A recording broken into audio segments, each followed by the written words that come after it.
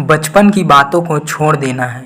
जैसे हम एक बच्चे के रूप में इस संसार में जन्म लेते हैं, ठीक वैसे ही जब हम यीशु मसीह पर विश्वास करते हैं तो हमारा नया जन्म होता है। तथा जिस तरह हम बच्चे से जवान बनते हैं, ठीक वैसे ही हमें अपने मसीही जीवन में बढ़ना होता है।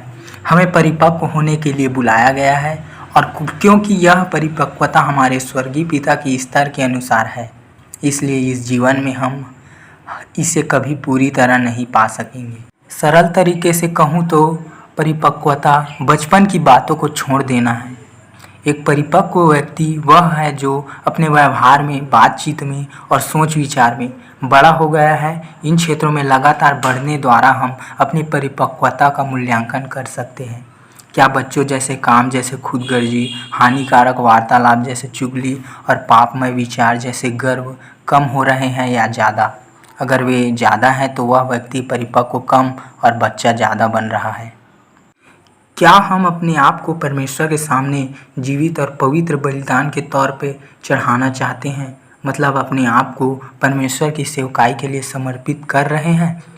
फिर हमारे पिता हमारे सामने अनेक परीक्षाएं लाएंगे जिनके द्वारा हम परिपक्व होंगे।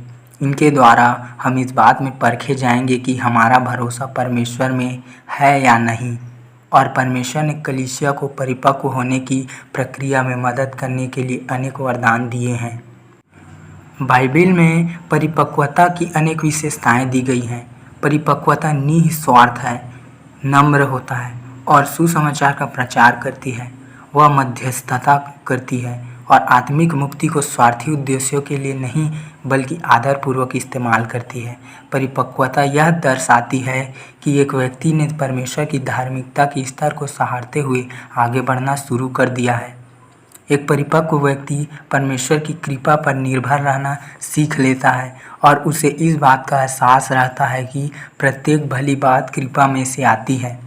हमारा जीवन कितना परिपक्व हो गया है, यह प्रकट करने वाली सबसे बड़ी बात यह होती है कि क्या हमने परमेश्वर के साथ अपने प्यार के रिश्ते को बढ़ाकर उस स्तर तक पहुंचा दिया है जहां हमारे जीवन में से डर खत्म हो गया है।